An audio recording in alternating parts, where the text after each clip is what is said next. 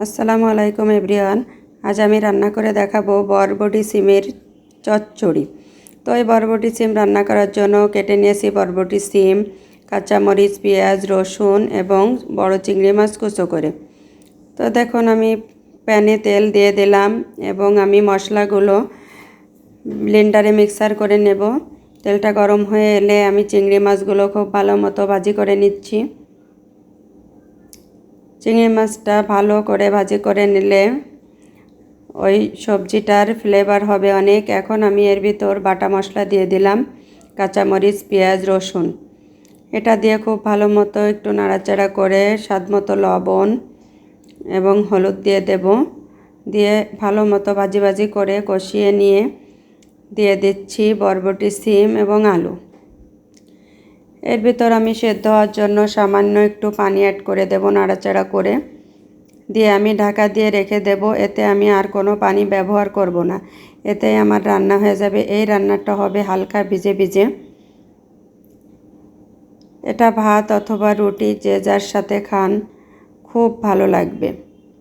তো ঢাকা দিয়ে রেখে দিলাম 3-4 মিনিটের জন্য। ঢাকনা তুলে আবার নাড়াচাড়া করে আমি আরও একবার ঢাকা দেব। যেহেতু এটা বরবটি সিম, এই সিমটা একটু ভালো সেদ্ধ হলে টেস্ট হয় বেশি, এজন্য আমি আবারও একটু ঢেকে দিলাম। তো আমার রান্নাটা প্রায় শেষের দিকে এসেছে। এখন আমি একটু নাড়াচাড়া করে 1 চা চামচ পরিমাণ জিরা গুঁড়া দিয়ে দেব।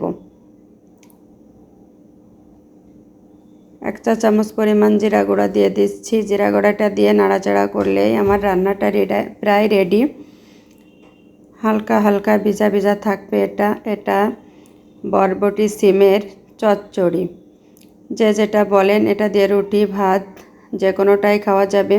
তো আমার এই রান্নাটি যদি আপনাদের ভালো লাগে, আমার চ্যানেলটি সাবস্ক্রাইব করবেন, আমার রান্নাটি বেশি বেশি করে শেয়ার দেবেন, কমেন্ট দেবেন। সবাইকে ধন্যবাদ। আর দেখুন আমি পরিবেশন করে দেখাচ্ছি আমার রান্নাটি কেমন হয়েছে। তো এটা আমার রান্না শেষ। এখন আমি দেখিয়ে দিচ্ছি এটা কেমন হবে। তো সবাই ভালো থাকবেন, সুস্থ থাকবেন, আর এভাবে রান্না করে দেখবেন একদিন কেমন লাগে। অল্প মশলা, অল্প সব কিছু দিয়ে রান্না করলে এটা অনেক মজাই লাগে। কালারটা দেখুন কেমন হয়েছে। তো সবাই ভালো থাকেন, সুস্থ থাকেন। আজকের রান্নাটি ছিল এ পর্যন্ত। পরবর্তী রান্না দেখতে আমার চ্যানেলটি অবশ্যই সাবস্ক্রাইব করবেন।